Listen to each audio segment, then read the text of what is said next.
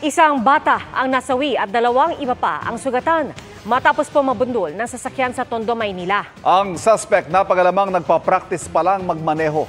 Ang nahulikam na insidente sa pagtutok ni Bernadette Reyes, exclusive. Mag-alas 2 ng madaling araw kanina, naglalakad ang 2 batang ito sa kahabaan ng Solis Street, Tondo, Maynila.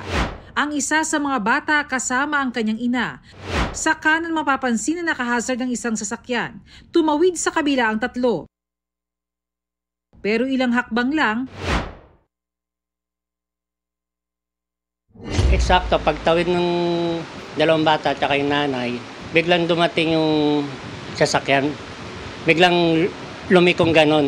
Tama-tama, yung 2 bata at yung isang nanay, nasalpok nung nakablock na sasakyan. sa lugar na ito sa kahabaan ng Solis Street, nangyaring aksidente kaninang madaling araw. Sa lakas ng impact ng sasakyan, nayupi ang tricycle na ito pati na ang gate ng bahay. Patay ang 12 anyos na si Princess de la Cruz habang nasa ospital ang mag-ina. Tumangging magpaunlak ng panayam sa harap ng kamera ang sospek. Pero sa pakikipag-usap namin sa kanya, sinabi niyang nag-aaral siyang magmaneho. Humingi na rin siya ng tawad sa mga biktima. Pinapanagot siya ng pamilya ng biktimang namatay sa disgrasya. Ikaos din sila sa buhay. Sana panagutan nung nakadisgrasya hanggang sa kung ano yung kailangang ibigay nila suporta.